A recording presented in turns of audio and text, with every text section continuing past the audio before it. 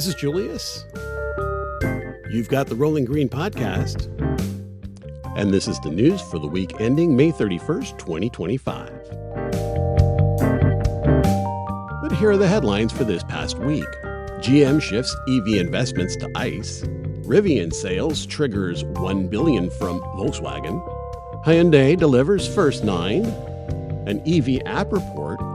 And the IEA Global Sales Summary. Let's get into the stories. GM shifts EV investments to ICE. On Tuesday, General Motors CEO Mari Barra announced an investment of $888 million towards the Tonawanda plant to build the 6th-generation V8 engine for full-size trucks and SUVs, a shift from a prior commitment to invest $300 million to build new electric drive motors at the same plant. The announcement comes after successfully lobbying Congress to rescind California's electric vehicle rules, among them California's plan to end the sale of gasoline-only vehicles by 2035, a plan which has been adopted by 11 other states representing a third of the U.S. auto market.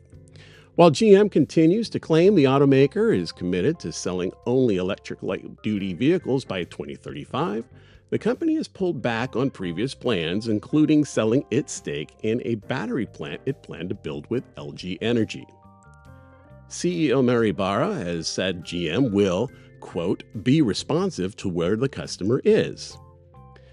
General Motors currently manufactures 10 fully electric vehicles in production across brands including Chevrolet, GMC, Buick, and RIVIAN sales triggers $1 billion from Volkswagen.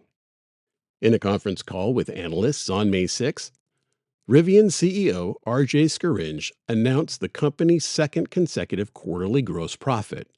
The event triggered the release of $1 billion from Volkswagen AG, part of a $5 billion investment by Volkswagen into the electric startup. An initial $1 billion was included when the partnership was announced back in June of 2024, with the remaining funds to be dispensed upon Rivian meeting predetermined targets. The latest round of funds is expected to arrive by the end of June. Hyundai delivers first 9.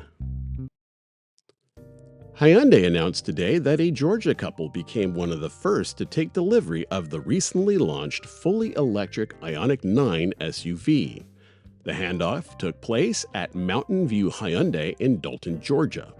The couple previously owned an Ioniq 5 but switched to the Ioniq 9 for the SUV's space, tech, and design. EV App Report. Nearly every automaker offers an app for the cars they produce. These apps offer an overview of the car's health, error messages, maintenance scheduling, and for EV owners, the ability to locate, initiate, and pay for charging, whether at home or on the road. According to the J.D. Power 2025 U.S. OEM EV App Report, EV owners are not very likely to use the apps provided by the automaker. Here are a few highlights from the report. 32% of non-Tesla owners use their app on every drive. This is up from 17% a year ago. 79% of Tesla owners, however, use the OEM app, a 10% increase over last year. Like modern websites, users balk at waiting more than 5 seconds for a command to execute. Tesla owners expect responses within 2 seconds. 37% of non-Tesla app users report connectivity to be their top frustration with OEM apps, while Tesla user complaints around the connectivity have dropped to just 19% from 37% the previous year.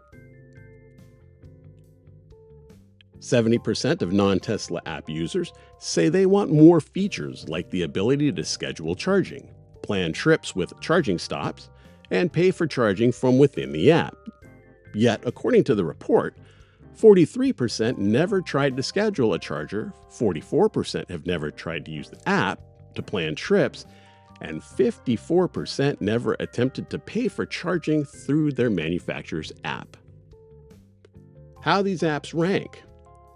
The J.D. Power 2025 U.S. OEM EV App Report ranks the apps in two categories: premium and mass market manufacturers.